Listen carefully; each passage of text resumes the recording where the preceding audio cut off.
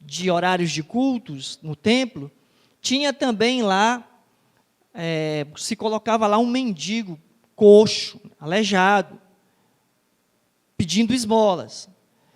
E aí, uma dessas idas de Pedro e João ao templo, eles viram lá o coxo pedindo esmolas, e aquela frase célebre, né, de Pedro, disse: eu não tenho ouro, não tenho prata, mas o que eu tenho te dou, em nome do Senhor Jesus Cristo, levanta e anda. E aí o coxo passou a andar, foi curado. E deu glória a Deus, aleluia, um alvoroço, as pessoas ficaram muito felizes, mas isso redundou na prisão de Pedro e João. Paciência, né? Pedro e João foram presos por causa disso, por terem curado uma pessoa aleijada. E aí, os que prenderam a Pedro e João procuraram alguma coisa que pudesse realmente justificar a prisão. E não encontraram nada.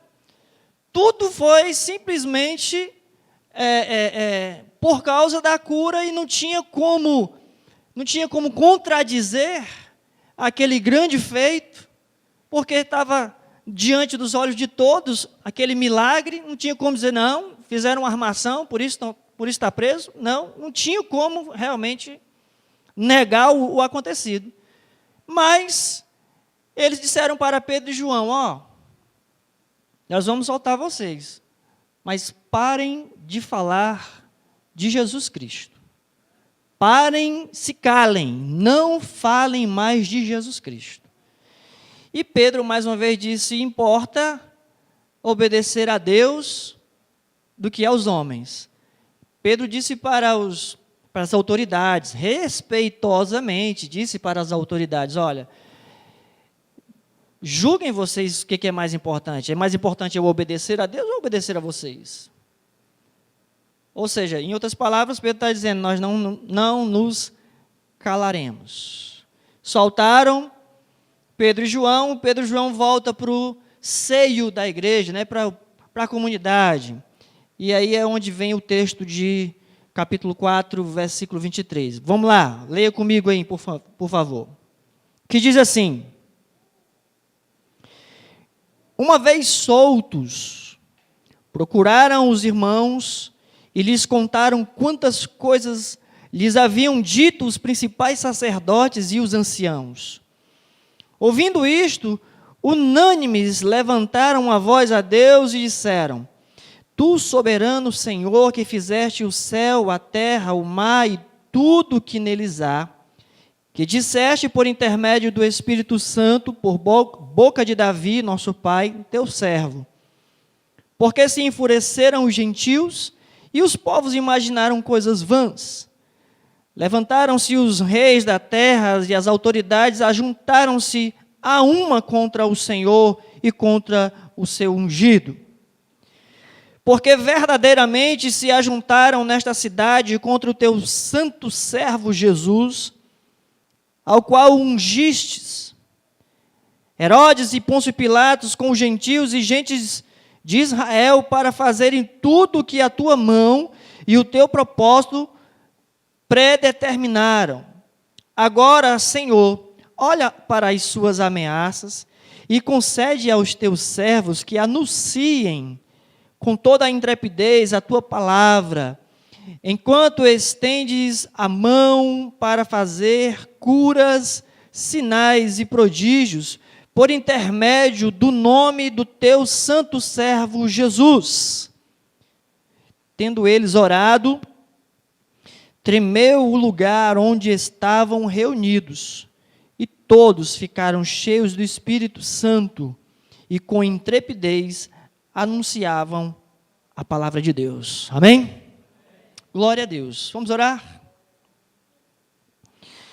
Senhor nosso Deus, bendito e eterno Pai, nós te damos graças, Senhor, por essa noite maravilhosa, onde nós podemos render graças ao teu nome, podemos invocar o nome do Senhor, e podemos, ó Deus, buscar sabedoria na tua palavra, buscar consolo e também, Senhor Deus, revestimento de poder na Tua palavra nessa noite. Que em nome do Senhor Jesus, Pai querido, o Senhor possa tratar com cada um de nós, tratar com a Tua igreja, à luz da Tua palavra, revelação, Tua palavra revelada, que o Senhor possa falar profundamente aos nossos corações.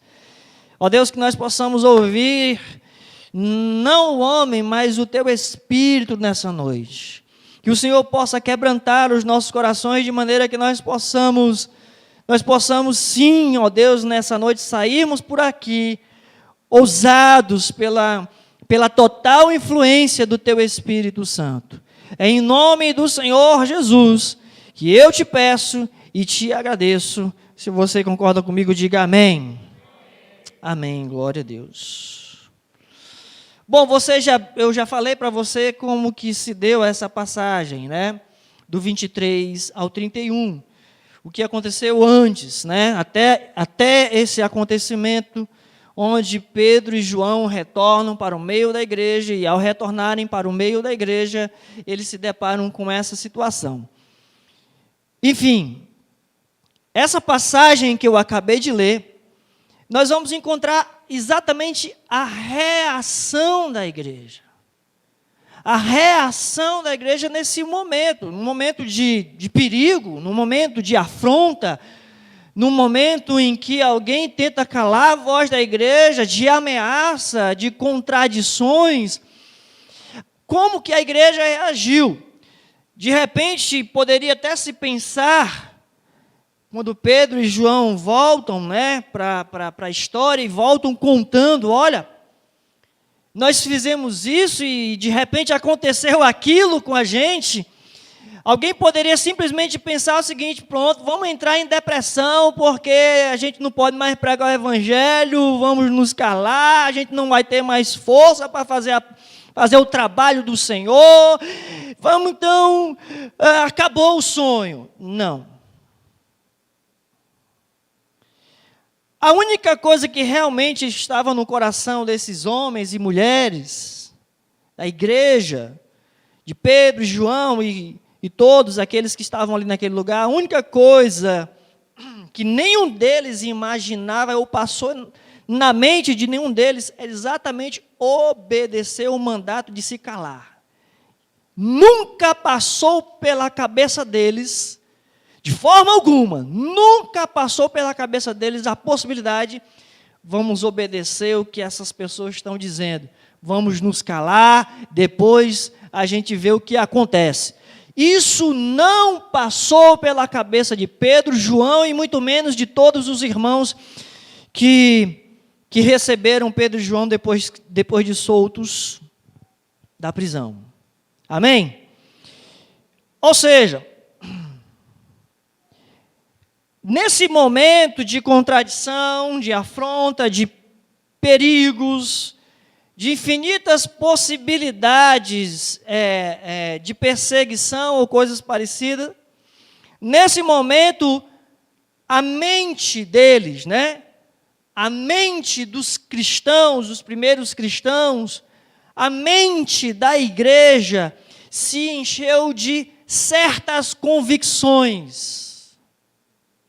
Tudo que encheu o coração dessa igreja não foram as ameaças, não foram os perigos, nenhuma das circunstâncias. Mas o que veio à tona em cada pensamento, nos pensamentos de cada irmão, foram algumas convicções que eu quero exatamente falar para você destas convicções. Qual seria a primeira delas? Primeiro, eles estavam convencidos do poder de Deus. A igreja estava convencida do poder de Deus. Quantos têm convicção que Deus é poderoso? Diga amém, meu irmão. Quando os problemas surgem, quando a bagunça está feita, você se lembra do poder de Deus? Quando as coisas parecem irem de mal a pior, quando o desafio parece ser grande demais para você, o que é que vem à tua mente? O que é que vem ao teu coração? Eu quero dizer o que é que veio imediatamente como convicção no coração daqueles irmãos. A primeira coisa, eles estavam convencidos do poder de Deus.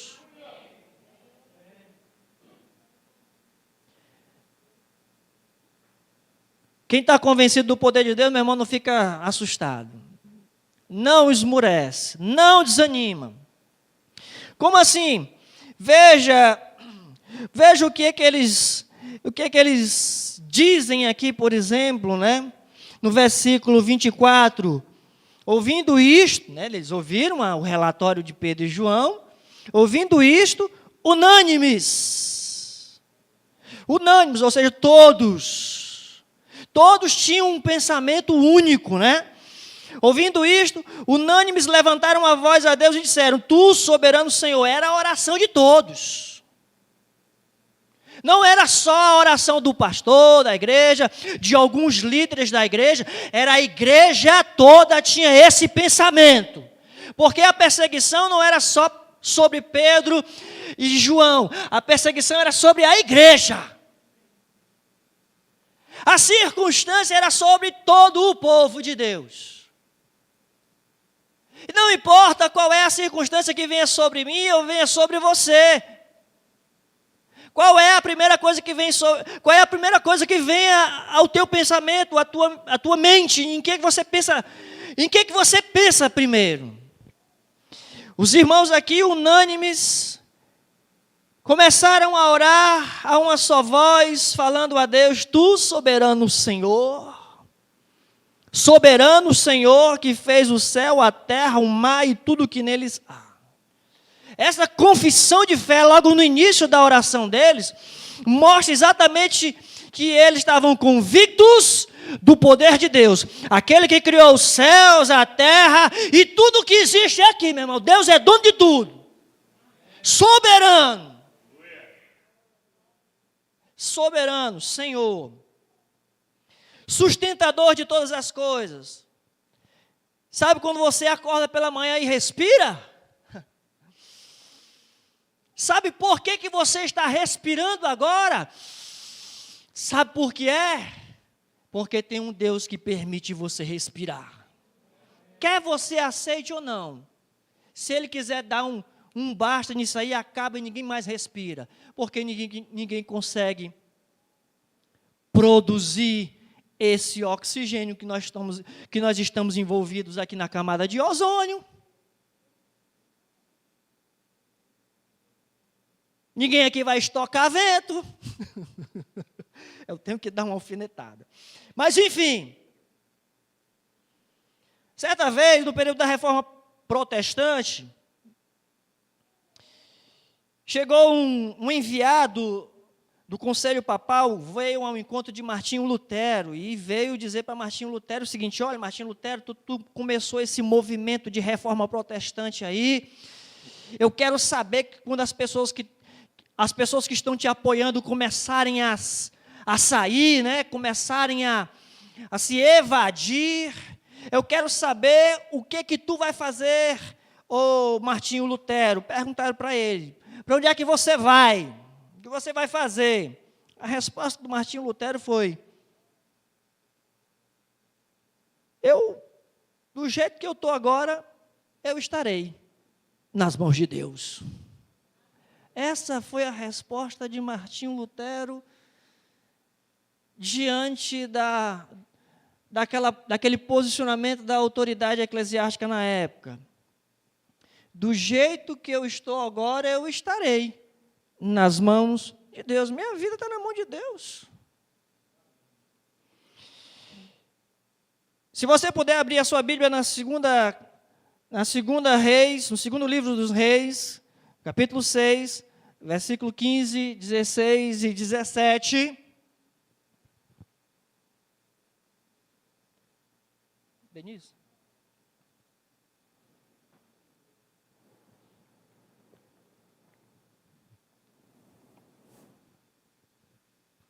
Eu acho que a irmã está com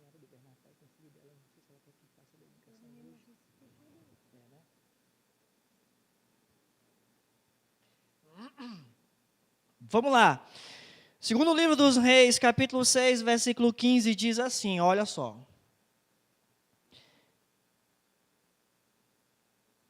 Está aí? Na manhã seguinte, minha versão é um pouco diferente. Na manhã seguinte, o homem de Deus, saindo fora, viu o exército que cercava a cidade com cavalos e carros. Seu servo lhe disse, ai, meu senhor, o que vamos fazer agora? Eu esqueci de dizer para você o contexto, para você entender melhor. Segura aí a mídia, por favor.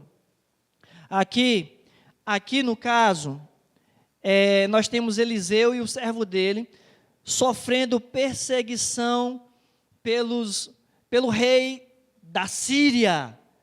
Os sírios estavam perseguindo, porque todas as investidas que eles faziam contra Israel, o profeta Eliseu dizia para os soldados de Israel, não vão por aqui porque tem cilada.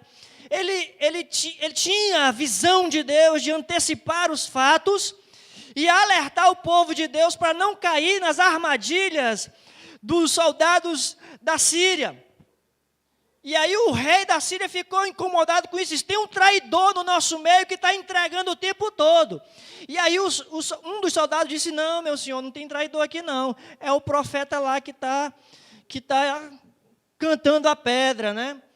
E aí eles dizem, pô, então vamos atrás dele. Onde é que ele está? E aí o soldado disse, ele está em tal lugar. Pois vão agora. Pegaram uma comitiva de soldados aqui e foram atrás de Eliseu. Chegaram lá onde Eliseu estava, eles eram muitos soldados, fizeram um cerco ali, aquele lugar. E aí, olha o que aconteceu aqui, né? No versículo 15 que eu acabei de ler, o servo de Eliseu olhou, viu aqueles soldados do rei da Síria e disse, ai meu senhor, e agora o que é que nós vamos fazer? Se assombrou, né? Ah, meu Deus, o que será de nós? Versículo 16, preste bem atenção. O que é que Eliseu responde? Não temas, os que estão conosco são mais numerosos dos que estão com eles. Verso 17, orou Eliseu e disse, Senhor, abre-lhe os olhos para que veja. O Senhor abriu os olhos do servo e este viu o monte cheio de cavalos e carros de fogo ao redor de Eliseu. Aleluia. Antes de Eliseu sair de onde ele estava, ele simplesmente orou ao Senhor dizendo, Senhor, cega esse povo aí com cegueira, né? Mas para você entender que Eliseu, ele estava convicto do poder de Deus, não estava nem um pouco preocupado com as ameaças do rei da Síria.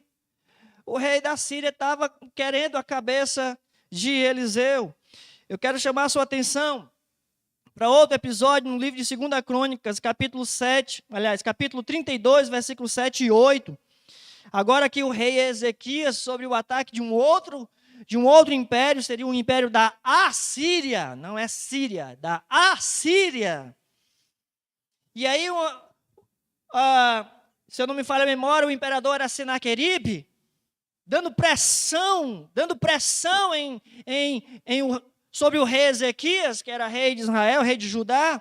E aí o rei ora, fala com Deus, e aí Deus diz, olha, não se preocupa, e o próprio rei Ezequias também dá o comando para os seus exércitos. Ele diz o seguinte, 2 Crônicas 32, versículos 7 e 8, sede fortes e corajosos, não temais, nem vos assusteis por causa do rei da Síria, nem por causa do seu enorme exército, pois conosco marcha um poder muito maior do que o que está com ele. Pois conosco marcha um poder muito maior do que o que está com ele. Com ele está apenas um braço humano, mas conosco está o braço forte do Senhor. Aleluia. Eu não sei se você está entendendo o que eu estou entendendo. Continua o texto, nosso Deus, para nos ajudar e para travar as nossas batalhas. E o todo o povo, naquele mesmo momento, se encheu de confiança com as palavras proferidas pela boca de Ezequias, rei de Judá. Você consegue entender? Às vezes a gente passa por situações de pressão, de tribulação, de perigo, de luta, de afrontas, de vergonha, seja lá o que for, seja qual for o inimigo, seja qual for a situação que está nos afrontando. Eu quero saber o que é que passa na tua cabeça, meu irmão. Porque o que passou na cabeça dos irmãos de Pedro e João e toda a comunidade cristã do primeiro século é que eles estavam convictos do poder de Deus.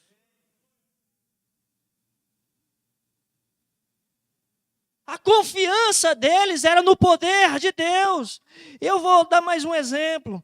No Evangelho de Mateus, capítulo 26, versículo 53, no momento em que Jesus é preso, ali no jardim do Getsêmani, vem ali os soldados para prender Jesus. Um dos discípulos que estava com Jesus, que tinha levado uma faquinha, né? Talvez uma peixeira, uma coisinha maior, puxa a peixeira e cortou a orelha de um dos soldados. Jesus repreendeu ele e disse, olha, bota a tua espada na tua bainha aí, porque quem fere com a espada será ferido. E Jesus disse isso aqui, olha só que coisa maravilhosa, para nós entendermos a questão do poder de Deus. Em qualquer situação, Jesus estava sendo preso.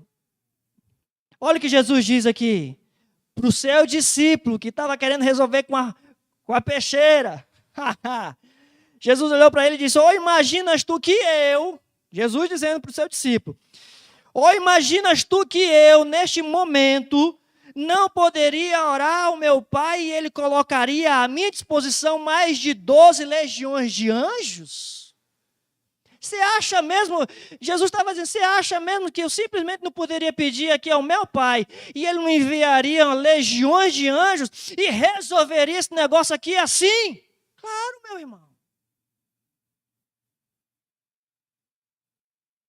Para nós entendermos o poder de Deus e confiarmos no poder de Deus, Jesus deixou que aquilo acontecesse porque era assim que deveria acontecer. Ele estava entregando-se, doando-se, sacrificando-se.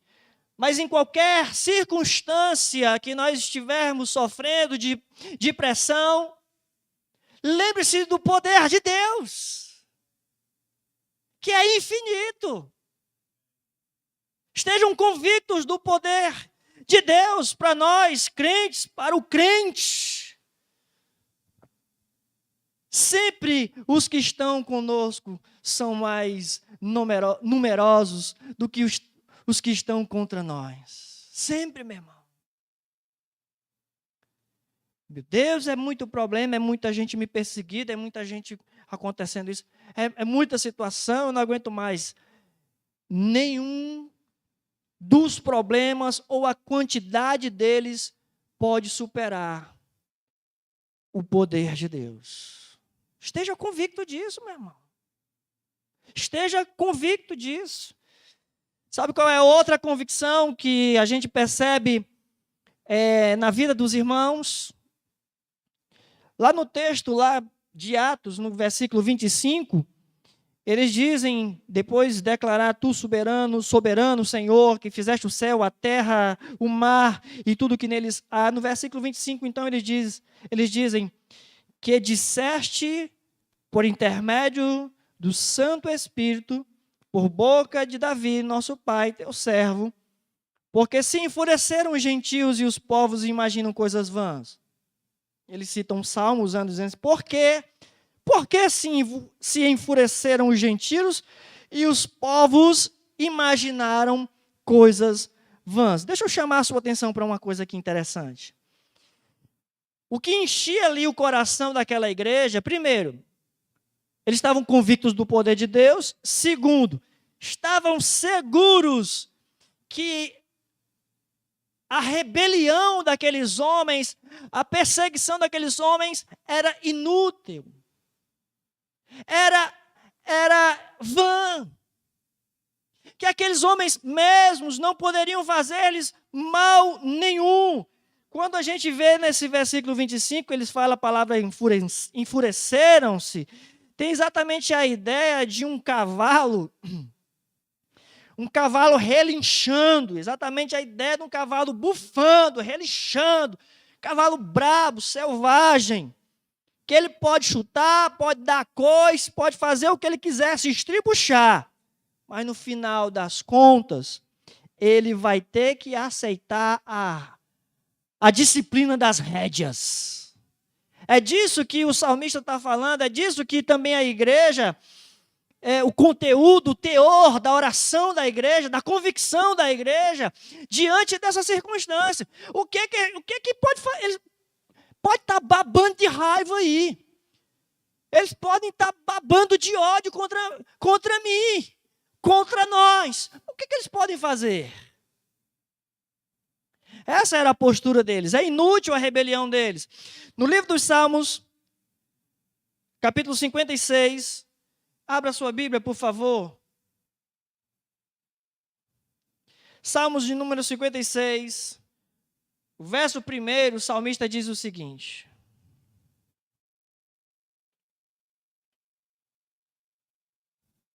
veja a postura, eu quero que você entenda o coração da igreja. Porque embora a gente não sofra a mesma perseguição do primeiro século, a gente sofre outro tipo de pressão, são outras situações que a gente enfrenta hoje, mas a receita é a mesma, meu irmão, para vencer. O salmista, no Salmo 56, no versículo 1, ele diz o seguinte, eu vou ler do 1 ao 4 inicialmente, para você entender o que eu quero que você entenda. Tem misericórdia de mim, ó Deus, porque o homem procura ferir-me e me oprime planejando todo dia. Os que me espreitam continuamente querem ferir-me, e são muitos os que atrevidamente me combatem. Em me vindo o temor, hei de confiar em ti. Verso 4, é aqui que eu quero que você foque a sua atenção.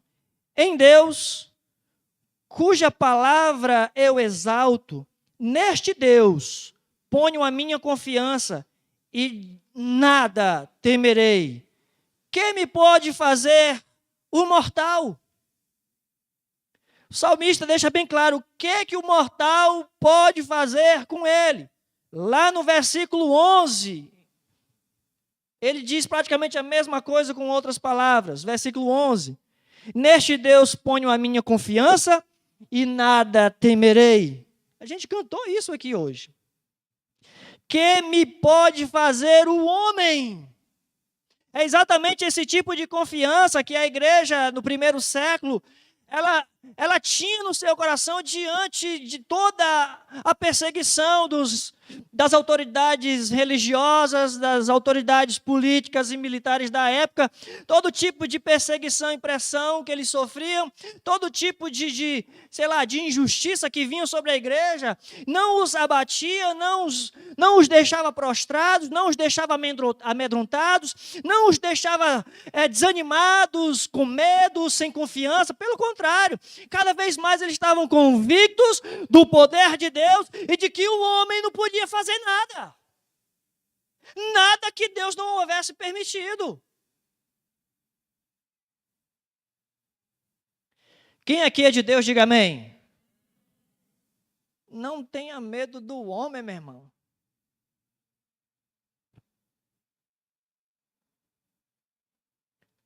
Paulo chega a uma conclusão em Romanos 8:31, e a conclusão que ele chega é a seguinte: se Deus é por nós, quem será contra nós?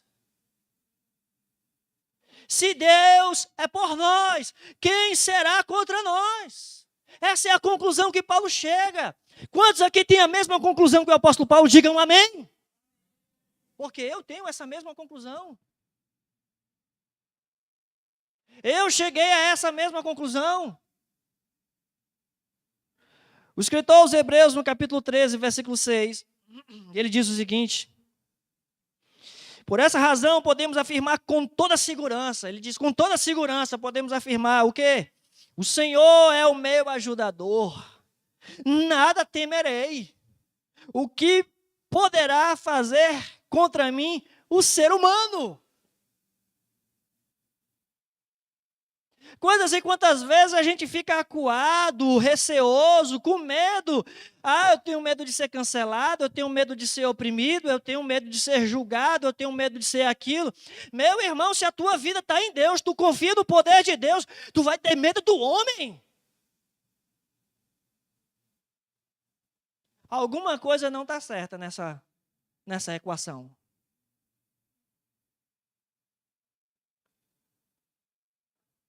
Os homens podem ter atitudes, gestos, posicionamentos que desafiam Deus, pode até desafiar Deus, mas no final eles vão ter que se dobrar diante de Deus e a palavra de Deus vai prevalecer, meu irmão. Não tem jeito. O diabo vai se estribuchar, o anticristo vai se estribuchar. Todos aqueles que seguiram o anticristo vão se estribuchar, porque no final das contas, Deus prevalecerá. Não tem jeito. Não tem jeito.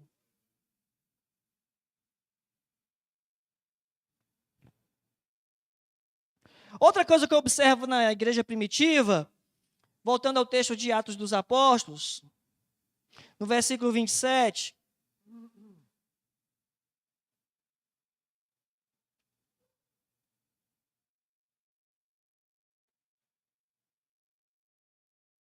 na oração dos irmãos,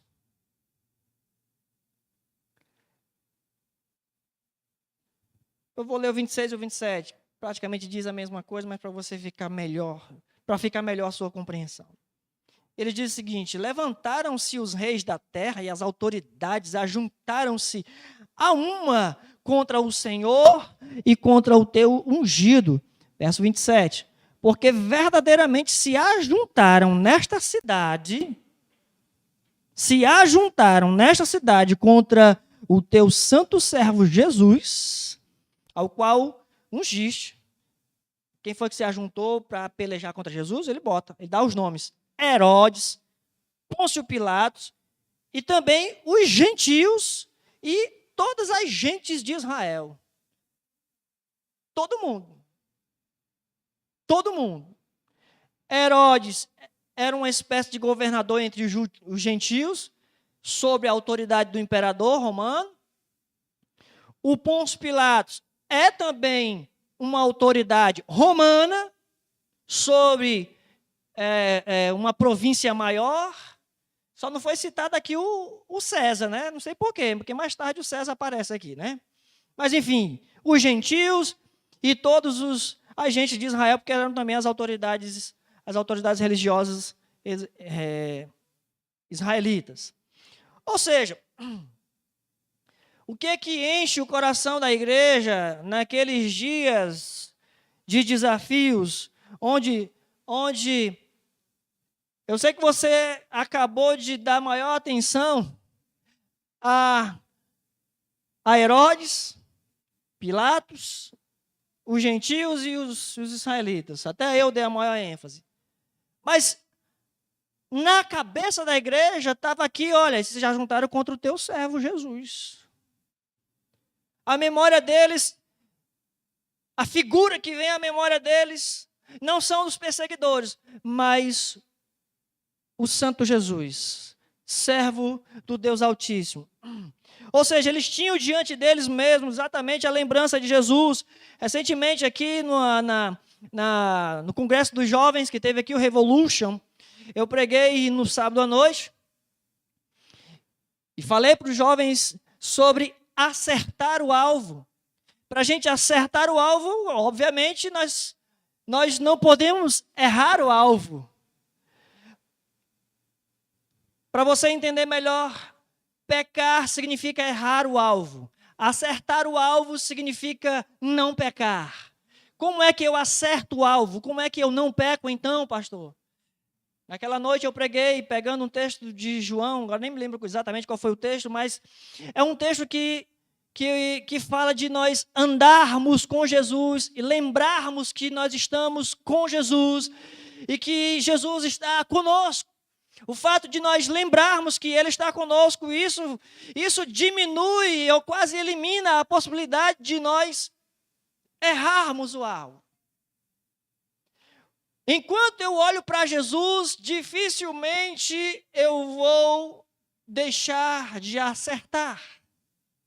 É exatamente isso que acontece com a igreja primitiva. Ela está olhando para o servo Jesus, porque quando ela diz que se levantaram as perseguições, se levantaram contra Jesus.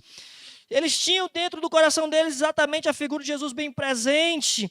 E eu chamo a sua atenção para o livro de Hebreus, capítulo 12. Falei isso um pouquinho também ontem, lá na corrida que nós tivemos lá no Parque do Cocó. Hebreus, capítulo 12, versículos 1, 2 e 3. Tem aí na mídia? Bota aí.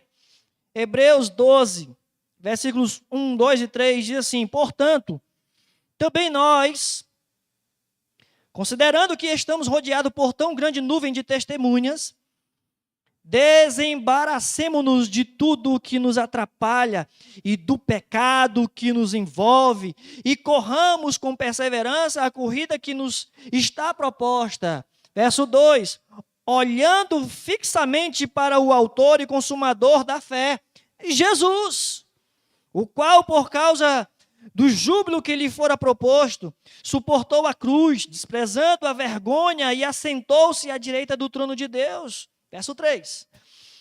Refleti profundamente sobre aquele que suportou tamanha oposição dos pecadores contra a sua própria pessoa, para que não vos fadigueis e tampouco desanimeis. Veja que o autor, os Hebreus aqui, escrevendo aos Hebreus, ele coloca exatamente Jesus como a figura que nós devemos olhar diante das perseguições, diante das lutas, diante das adversidades.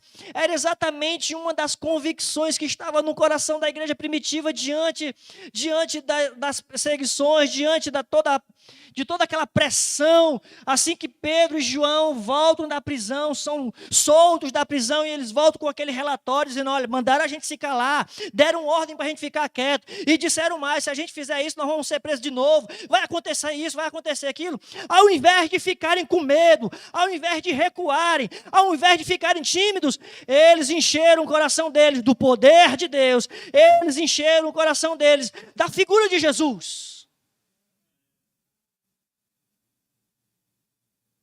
A figura de Jesus, o autor e consumador da fé. O autor aos Hebreus diz exatamente: olhando fixamente ou firmemente para o autor e consumador da fé, Jesus. Eles olham para Jesus, a igreja primitiva está com um olhar fixo em Jesus. Não tira o seu olhar de Jesus. O autor aos Hebreus, no versículo 3, diz: refleti profundamente sobre isso. Ou melhor, sobre aquele. Quem é aquele? Jesus. Meu irmão, se você não ouviu essa frase, eu vou dizer para você. Às vezes está escrito até, inclusive, na traseira de algum caminhão, no para-brisa de algum carro. Está difícil? Pergunta para Jesus se foi fácil morrer na cruz. Não foi, mas Jesus suportou tudo aquilo e passou de boa. Para quê? Para que eu suportasse e vencesse qualquer situação também, meu irmão. Olha firmemente, fixamente para Jesus. Era exatamente o que a igreja fazia diante das circunstâncias, diante das adversidades, das perseguições, das contradições, das desilusões. Não estavam dando crédito para depressão, desânimo, essas coisas não, embora elas existissem.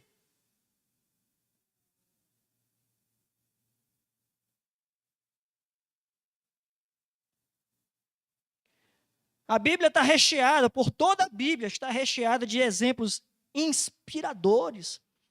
Mas, meu irmão, o maior e o principal exemplo que a gente vai ter é o próprio Jesus, a vida e a obra de Jesus. o autor e consumador da minha fé, da tua fé. Não desanima, não. Não fica triste, não. O que poderá te fazer o homem, meu irmão? O que o homem pode fazer? Se Deus é por nós, quem será contra nós? Eu não sei qual é a situação, não sei qual é a tua circunstância. Você, de repente, não sabe qual é a minha. Mas o que eu creio, eu estou compartilhando com você. Deus é maior do que qualquer problema. É maior.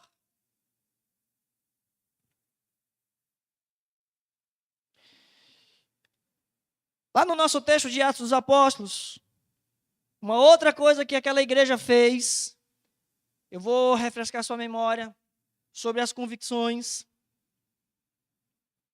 daquela igreja diante das ameaças.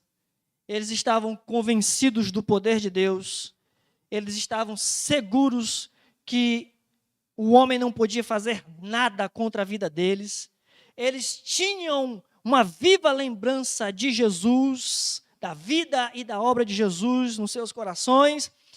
E quarto, eles oravam pedindo coragem. Quantos precisam de coragem? Eu vou perguntar de novo. Quantos precisam de coragem? Digam amém.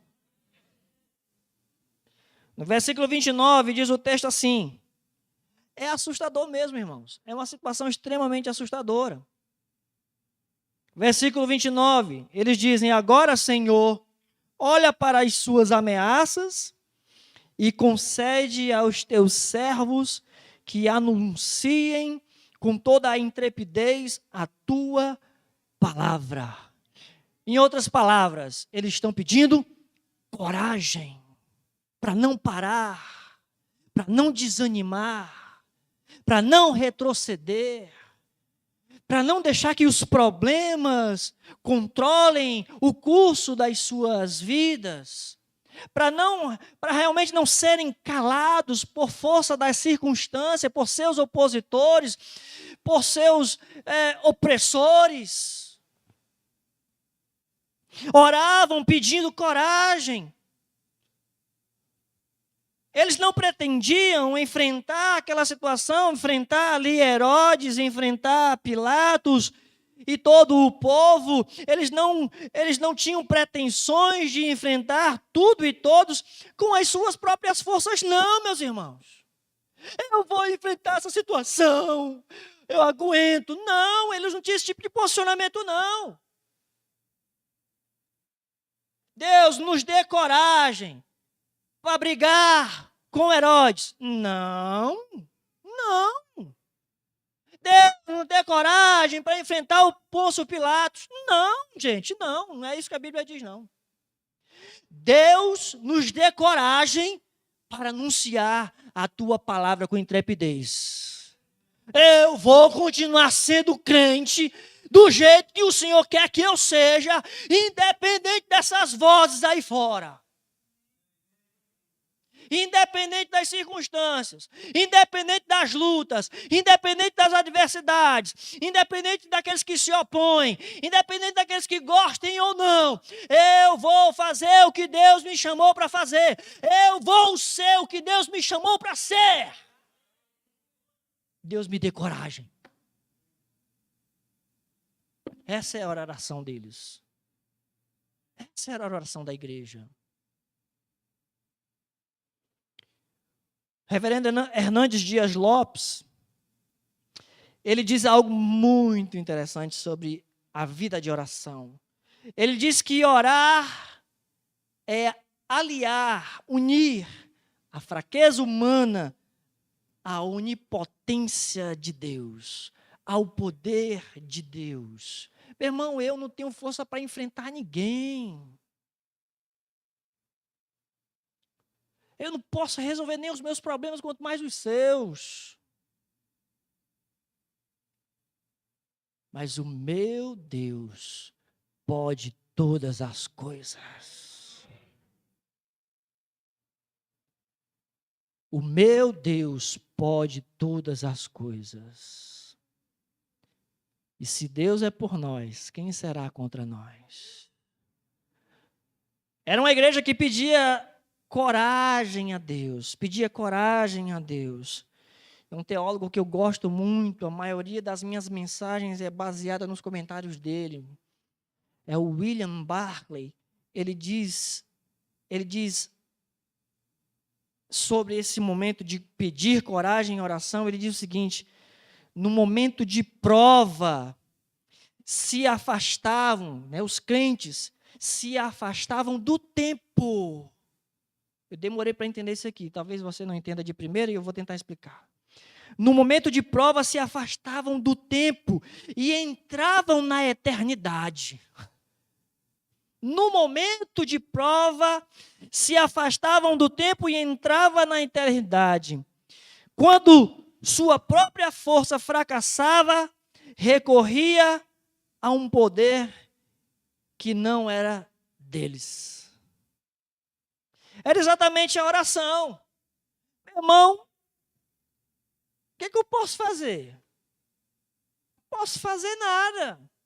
Quem sou eu diante dessas autoridades? Quem sou eu diante do poder humano, terreno? Eu mesmo não posso fazer nada. O que eu posso fazer? Não posso fazer nada, não tenho força. Nessa situação, o que a oração, o poder da oração faz com a gente? A gente se afasta do tempo e espaço, parece que a gente entra numa atmosfera sobrenatural, a gente entra na eternidade, a gente sai do Cronos e entra no Kairos, não sei se faz sentido para você. A gente sai aqui do natural e vai para o sobrenatural. A gente sai realmente de coisas transitórias e passageiras e entra realmente em coisas eternas. Isso é a oração. Em toda e em qualquer circunstância, e especialmente em tempos difíceis, em tempos de oposição, em tempos de guerra, em tempos de aflições, de opressão. Não é na minha força, nunca vai ser. É no braço de Deus, amém? Olha, e enquanto isso, a última coisa que eu quero compartilhar com você nessa noite. E enquanto isso, eles estavam ali nesse momento de oração, pedindo a Deus ousadia, coragem. No versículo 31 diz o seguinte: tendo eles orado, tremeu o lugar onde estavam reunidos, todos ficaram cheios do Espírito Santo e com intrepidez anunciavam a palavra de Deus.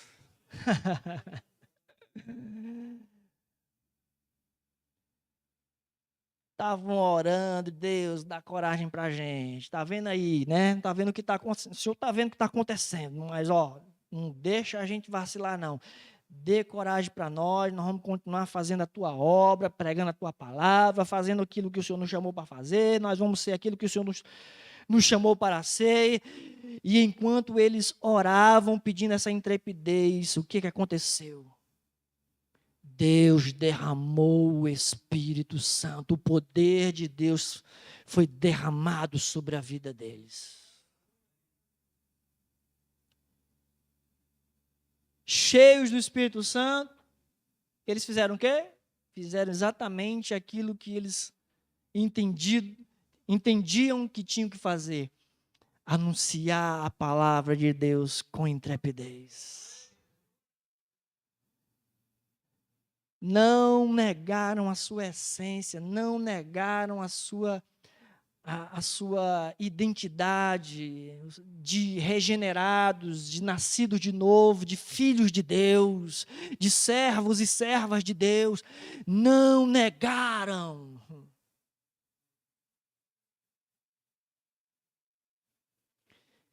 Foram revestidos de poder, a promessa se cumpriu na vida deles.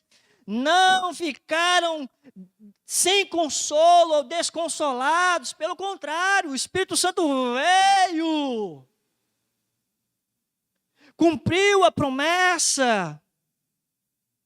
Certeza de que aquilo que Jesus diz no Evangelho de Mateus 28, na grande comissão, e eis que estarei convosco todos os dias. Certamente eles sentiram a presença de Jesus ali, naquele mover do Espírito Santo. Jesus está comigo.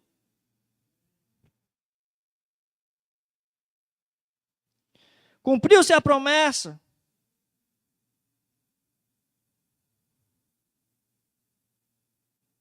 Portanto, eles encontraram exatamente a coragem, a força que eles precisavam para ser testemunhas. E que, enquanto testemunhavam, isso poderia significar a morte deles. Percebe como isso era bem, aos olhos humanos, bem assustador?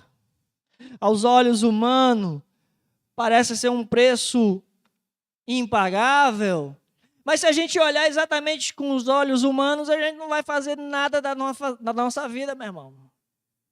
É por isso que a gente tem que olhar para Jesus, o autor e consumador da nossa fé. A gente não olha para as circunstâncias, a gente não olha para os problemas, independente de qual seja o chamado de Deus na minha e na sua vida. Independente do que Deus nos chamou para fazermos. Mas Deus nos chamou para sermos todos. Filhos e filhas, testemunhas, todos, independentemente.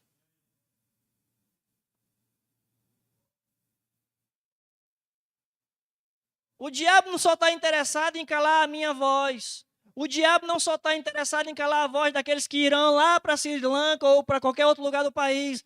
O diabo está interessado em também calar a tua voz.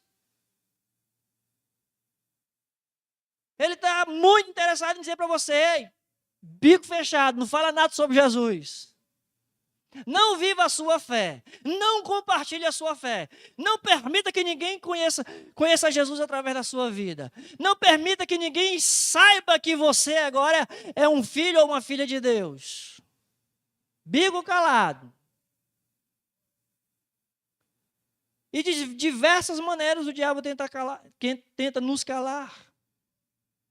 De diversas maneiras o diabo tenta nos calar. A pergunta é, você vai deixar?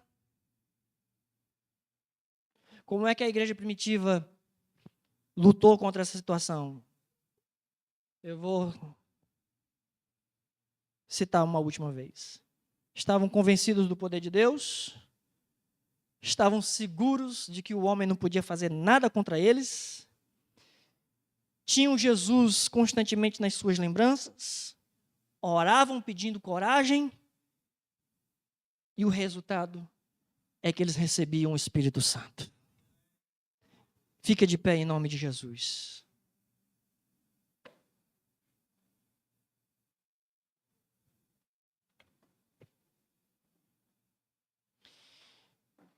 Antes de nós orarmos, abençoando a vida do Keléo e da Soraya, eu gostaria de fazer uma oração por você, meu irmão. Se de repente você está passando aí alguma situação ruim na sua vida, está precisando, pastor, eu preciso sair do tempo e entrar na eternidade. Eu preciso realmente que aconteça algo novo. Eu preciso romper em fé, pastor. Eu preciso caminhar por sobre as águas, pastor, porque o negócio está brabo lá em casa. Se você está vivendo algum tipo de situação como essa, desafiadora, né, na sua vida, eu gostaria de orar por você. Saia do seu lugar e venha aqui à frente. Junte-se a esse corajoso aqui. Amém. Deus liberta. Amém.